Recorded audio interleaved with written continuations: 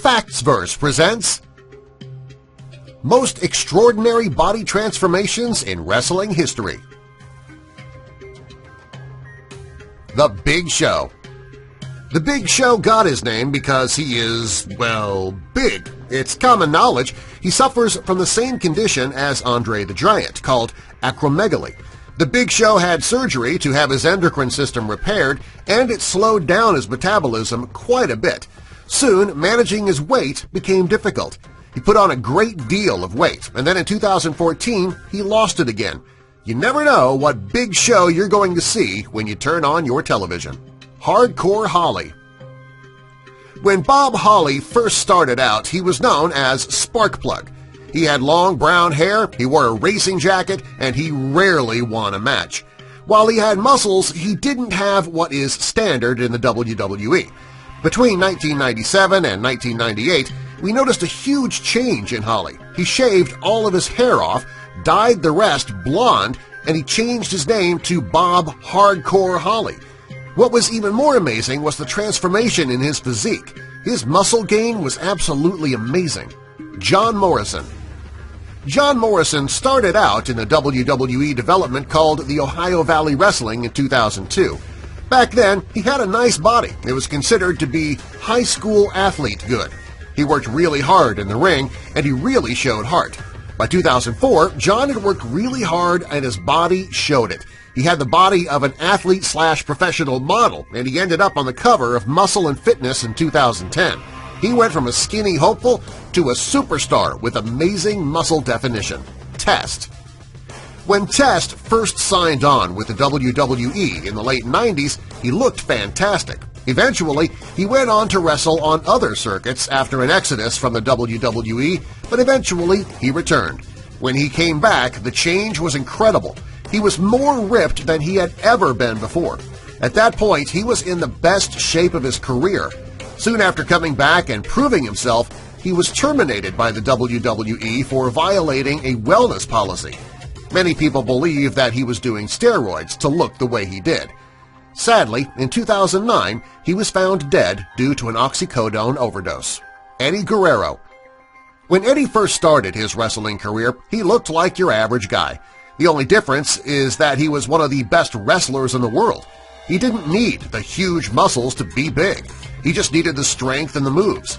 After he was in a car accident, he was out of the game for several months. When he came back to WCW Monday Nitro, it looked like he had gone through a major transformation.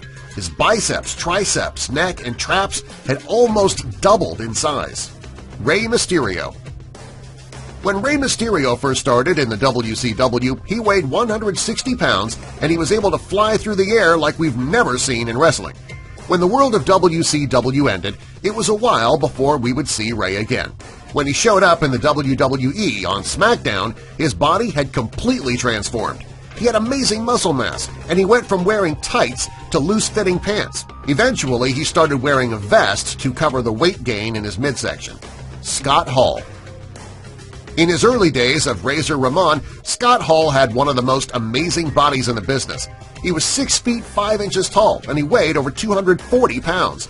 He was built like a brick house. Today, Scott doesn't look as good as he did in his heyday. He put on a great deal of weight. He has gray hair, and he doesn't get around too well due to his massive size. Recently, he started taking yoga with Jake the Snake Roberts, and he has started losing weight. Good job, Scott. Chyna. When Chyna started out in the WWE, she was more muscular than many of the male wrestlers. After she became a member of D-Generation X, she started to change. Her underbite was surgically corrected, and she got breast implants. By the time she posed for Playboy, she was much thinner and leaner than ever, and she looked more like a woman than a brick house. She also made changes in her career when she released a sex tape with X-Pac. Bubba Ray Dudley. When Bubba first came on the scene in TNA, he wasn't just fat, he was huge. Sure, there was some muscle under all that fat, but not much. Over time, he turned all of his fat into pure muscle. His calf muscles were bigger than most people's thighs. He worked hard for that body, and also for the World Championship. Buff Bagwell. Marcus Alexander Buff Bagwell was always in good shape. He looked good when he was a member of WCW's tag team American Males. By the late 90s, however, he was more muscular and had a better body than most of the people he wrestled with. Suddenly, he had muscles on top of muscles.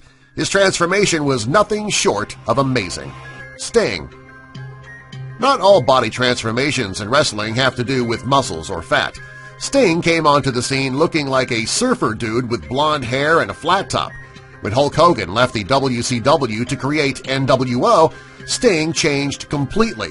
He dyed his hair black and basically adopted a look like Brandon Lee from The Crow.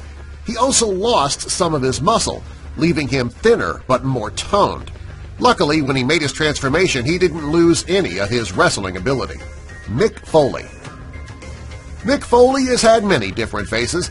In the WCW, he was known as Cactus Jack. Later, he went to the WWE, where he was known as the Deranged Mankind. When he came on the scene, he was much thinner and more ripped than he once was. It wasn't long before he started packing on the pounds, and he changed his name from Mankind to Dude Love, and back to Cactus Jack again. Today, he just looks like a mall Santa. Vince McMahon. Vince McMahon was always lean and toned, and you could tell that he spent some time in the gym. When he had a WWE storyline where he was feuding with Stone Cold Steve Austin, he had to make it believable. He started spending a great deal of time in the gym and got so big he was almost the same size as Austin. Years later, he managed to keep his physique, and he was on the cover of Muscle and Fitness. For a guy his age, he still looks fantastic. Scott Steiner. Scott was always a huge man. He was a larger, taller version of his brother Rick. He was also extremely strong. He was capable of suplexing even the biggest guys in wrestling with ease. When he went from being Scott Steiner to being Big Papa Pump, he enhanced his physique by cutting his weight and showing off a slimmer waistline. He didn't show off his body as much, so when he finally emerged as Big Papa Pump, the results were more dramatic. The Rock. The Rock definitely deserves a spot in the top 10 most extraordinary body transformations in wrestling history. He actually belongs at number 1. The Rock was always in great shape when he was wrestling for the WWE. He left in 2004 and came back in 2011, and people were not prepared for the huge, hulking man that he had become. After leaving the WWE, The Rock became one of the biggest action movie stars in Hollywood. He saw what they needed and he ran with it. According to him, he was on a high-protein diet and hit the gym harder than he ever had. Today, his muscles have muscles.